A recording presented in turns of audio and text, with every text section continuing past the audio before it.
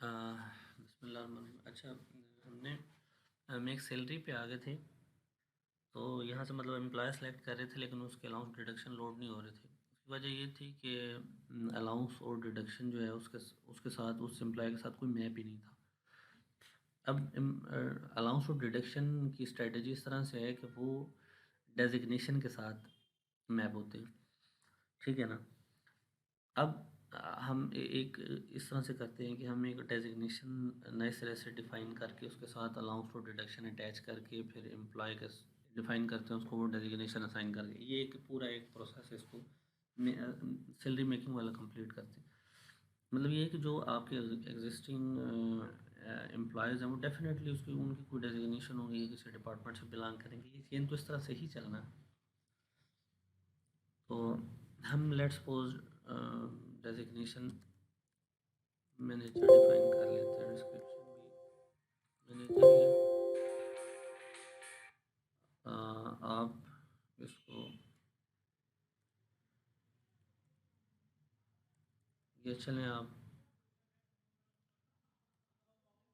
जो आपको सूटेबल लगे वो कर लीजिएगा। और इसकी सैलरी लेट्स सपोज हम कर देते हैं बेसिक सैलरी 50,000, लीव्स अलाउंस तो वर्किंग आवर्स की जी 12 रिमार्क्स में इसको एक्टिव करके इसके साथ डिडक्शन हम मैप कर देते हैं जी। लेट्स सपोज एक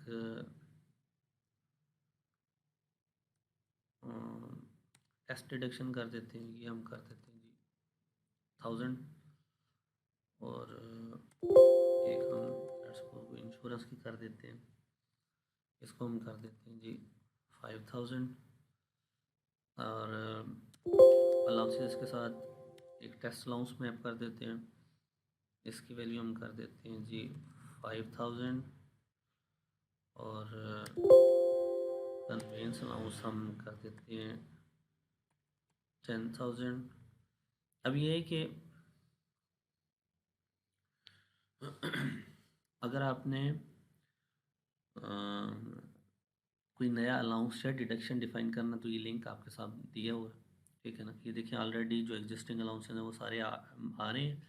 आप यहाँ पे कोई भी अलाउंस अपनी मतलब जो आपके बिज़नेस के अंदर किसी भी डेजिग्नेशन के लिए यूज़ हो रहा है, आप उसको ऐड कर सकते हैं, इस तरह डिडक्शन को ऐड कर सकते हैं। तो ये हमारी एक हमने एक डेजिग्नेशन डिफ़ाइन की, उसके साथ डिडक्शन और अलाउंस हमने डिफ़ाइन कर दिए। इसको मैं सेव करता हूँ, ये सेव हो गया। अब हम जाते हैं पर्सनल प्रोफाइल में, हम एक एम्प्लॉय डिफ़ाइन करते हैं। एम्प्लॉय जी let's suppose test test employ.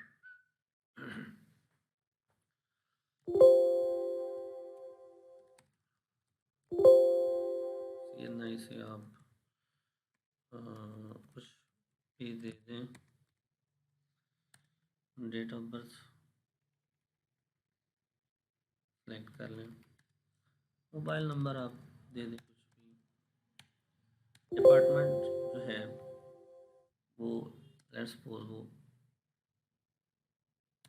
Accounts department से बिलोंग करता है। अब डेजिग्नेशन हम उसकी सिलेक्ट करते हैं, लेट्स सपोज मैनेजर, ठीक है ना।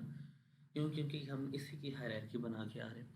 अब अलाउ लीव्स आ गई हैं, वर्किंग आवर्स आ गई। अब यहाँ पे अगर आप चेंज करना चाहते हैं तो कर लें, जो आप यहाँ पे चेंज करेंगे वो ही इस एम्प्लॉय के साथ सेव होगा।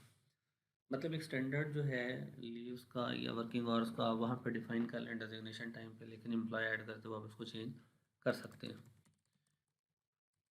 एड्रेस है,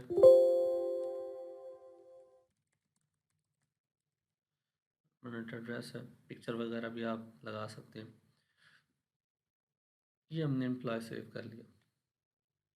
अब मैं आता हूँ पेरोल में। अब ये देखिए, मैं मेक सैलरी पे आ जाता हूँ, ठीक है ना। अब ये हमने टेस्ट एम्प्लॉय डिफाइन किया। देखिए, जो उस टेस्ट एम्प्लॉय के साथ मैंने दो अलाउंसेस और दो डिडक्शंस मैप की थी वो आ गई। बेसिक सैलरी इसकी क्या थी, ठीक है। दो अलाउंसेस बेसिक सैलरी के अंदर जो है वो ऐड हुए, तो 3,000 एक या 4 एक तो हमारे पास एक ग्रॉस सैलरी बन गई। ठीक है। जबकि नेट सैलरी हमारे पास क्या है, हमारी जो 2 डिडक्शंस हैं वो निकाल के हमारी नेट सैलरी बन गई। हाँ, अगर कोई रिफंडेबल डिडक्शन है तो जो रिफंडेबल अमाउंट है वो यहाँ पे आप लिख सकते हैं। अब ये हमने डिफ़ाइन कर दिया बेसिक के बाद उसको कोई अलाउंस रिडक्शन देना है, तो ये हमारी मैपिंग एक एम्प्लॉय के साथ। यहाँ पे आप किसी को अनचेक करना चाहते हैं, ठीक है ना, ये देखिए अभी इसका इफेक्ट ग्रॉस सैलरी में एट द स्पॉट हो रहा है। और ये मेक सैलरी वाला काम ये वन टाइम है, मतलब जिस तरह वन टाइम आपने एक डेजिग्नेशन डिफाइन कर ली, उसके साथ अलाउंस और डिडक्शन मैप कर लिए, फिर आपने एम्प्लॉय डिफाइन कर लिया, ये वन टाइम प्रोसेस है। उसके बाद उसकी सैलरी बनाने का भी वन टाइम प्रोसेस है। उसके बाद मंथली जो है वो आप उसकी सैलरी जनरेट करेंगे, उसको पे कर रहे हैं, ये मंथली प्रोसेस है। आप अटेंडेंस लगा रहे हैं, ये आपकी एक डेली की एक्टिविटी है, ठीक है ना। लेकिन ये सैलरी मेकिंग वाला प्रोसेस वन टाइम में। हाँ, अगर आप कुछ चेंजिंग करना चाहते हैं तो आपके पास पैनल मौजूद है, आप कर सकते हैं। आप डेजिग्नेशन की किसी कोई अलाउंस के अंदर चेंजिंग करना चाहते हैं तो पैनल आपके पास अपडेट का मौजूद है। आप एम्प्लॉय का कोई पैरामीटर चेंज करना चाहते हैं, ठीक है ना। कोई रिस्ट्रिक्टेड पैरामीटर अगर नहीं है तो, जो कोई रिस्ट्रिक्टेड या डिपेंडेंट है तो वो आपको नहीं चेंज करने देगा। तो ये मतलब ये है कि ये चीज़ें आप चेंज कर सकते हैं। अब इसको मैंने सेव कर दिया, एम्प्लॉय की सैलरी मैंने बना दी, एक एम्प्लॉय की डेजिग्नेशन डिफाइन हुई, डेजिग्नेशन की अलाउंसेस डिडक्शंस डिफाइन किए, या फिर हमने एम्प्लॉय डिफाइन किया, एम्प्लॉय में वही डेजिग्नेशन जो हमने डिफाइन की थी वो जब असाइन की, तो मेक सैलरी में जब हमने उस एम्प्लॉय को सिलेक्ट किया तो उसकी अलाउंस डिडक्शन जो उस डेजिग्नेशन के साथ मैप थे वो लोड हो गए। उसको हम अगर यहाँ पे कुछ चेंज करना चाहते हैं, कोई असाइन या असाइनिंग उसकी ख़त्म करना चाहते हैं, वो सारी ऑप्शन यहाँ पे मौजूद है। तो ये हमारा एक सैलरी मेकिंग का प्रोसेस है। अभी इसके साथ ही मैं आपको थोड़ा सा अटेंडेंस के हवाले से बता दूं कि हमारी जो अटेंडेंस है, अब ये देखिए ये अब ये जो 3 एम्प्लॉयज़ हमारे पास आ रहे हैं यहाँ पे,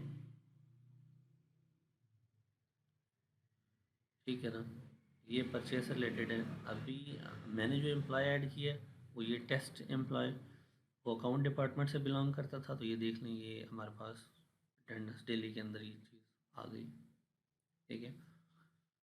तो अब इसका मैंने जो भी स्टेटस करना है ये अटेंडेंस तो मैं पहले भी वीडियो के अंदर इसको इसको मैंने एब्सेंट मार्क करना है या इसको मैंने प्रेजेंट करना है।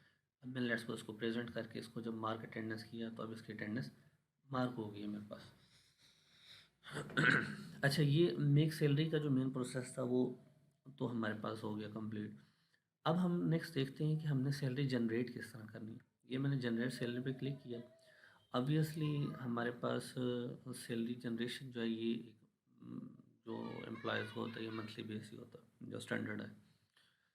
अब देखिए फरवरी का मंथ है, उसके अंदर मैं व्यू करता हूँ तो मैंने जो एम्प्लॉय अभी ऐड किया था वो शो कर रहा है जी कि मेरे पास ये इस मंथ की इस बंदे की सैलरी आप जनरेट करने जा रहे हैं, ठीक है ना। उसकी डिटेल आ रही है पिछली, उसकी बेसिक सैलरी आ रही है, उसके जितने भी अलाउंसेस स्टैंडर्ड आपने ऐड किए हुए वो सारे लोड होंगे। और उसके अंदर जो जो आपने इस बंदे के साथ मैप किए हुए हैं उनकी वैल्यूज जो जो थी वो लोड हो रही हैं साथ, ठीक है। जो डिडक्शंस थी वो आ रही हैं और जो इस बंदे के साथ मैप थी उसकी जो वैल्यू है वो भी आ रही है। और एंड पे हमारे पास जो ग्रॉस सैलरी है जो नेट सैलरी है ये पूरा ओवरव्यू दिखा रहा है। यहाँ पे एक फील्ड है एडवांस टेकन की, ये हमारे पास उस सूरत में आएगा जब किसी एम्प्लॉय ने एडवांस लिया। इसने किस तरह से चलना है ये मैं आपको फर्दर आगे इसके बारे में बताता हूँ, ठीक है जी। ये हमारे पास अब ये एक एम्प्लॉय है, आपके 10 20 30 जितने भी एम्प्लॉयज़ हैं यहाँ पे लोड हो जाएंगे, ठीक है। इसको आप सेव करेंगे तो वो कह रहा है जी salary for the month of February has been generated, इसको ओके कर दें। अब देखिए ये यही मंथ सेलेक्ट है, मैं इसको दोबारा अगर व्यू करता हूँ ना तो देखिए मेरे पास कोई एम्प्लॉय इस मंथ में पेंडिंग नहीं है जिसकी सैलरी जनरेट ना हुई हो, ठीक है। अब मैं इसी अब मैं वेरी नेक्स्ट मंथ में जाके अगर मैं व्यू करता हूँ तो देखिए फरवरी की सैलरी इस बंदे की जनरेट हुई है लेकिन मार्च की नहीं, तो मार्च में ये बंदा विजिबल हो गया मेरे पास। अब अगर मैं जनरेट करता हूँ इसकी सैलरी तो वो मार्च की सैलरी इसके खाते में लगेगी। ठीक है, तो ये मतलब इस तरीके से सैलरी जनरेशन का काम। नेक्स्ट है हमारे पास सैलरी पेमेंट का। सैलरी पेमेंट में देख लें, अब हम व्यू करते हैं। अब देखें हमारे पास ये सारे एम्प्लॉयज़ थे जिनकी फरवरी के अंदर सैलरी जनरेट हुई थी लेकिन पेमेंट नहीं हुई। अब इन सब की जो हमारे पास टोटल अमाउंट है वो आ रही है। चलें हम सबको छोड़ देते हैं, यहाँ से मैं अनचेक कर देता हूँ। सिर्फ जो हमारा कंसर्न है जिसको हम लेके चल रहे हैं मैंने उसको चेक किया। अब उसके अगेंस्ट जो जितनी मेरी पेमेंट है वो आ रही है। अब इसको मैंने पेमेंट करनी है, बैंक अकाउंट से पेमेंट करनी है या कैश से करनी है। Let's suppose for the time being मैं कैश अकाउंट से करूँ। आप इसको बैंक करेंगे तो बैंक अकाउंट्स जो बिजनेस के हैं वो लोड हो जाएंगे। रिमार्क्स में दे देता हूँ जी, सैलरी पेड। ठीक है, ये करके मैंने इसको सेव किया तो सैलरी पे होगी। अब मैं इसको जब व्यू करूँगा दोबारा, ये मैंने फेब के अंदर, तो देखिए ये मेरे पास शो नहीं होगा। क्यों? क्योंकि जो मैंने फरवरी की के मंथ की सैलरी जनरेट की थी वो मैंने पे कर दी। जाहिर सी बात है, मैंने अगर एक दफ़ा सैलरी पे कर दी है तो मैं दोबारा तो पेमेंट के लिए उसको लोड नहीं करवाऊँगा। ठीक है जी, तो ये हमारा प्रोसेस है मेक सैलरी, जनरेट सैलरी और पे सैलरी का। ठीक है ना, ये हमारा एक सादा सा प्रोसेस है।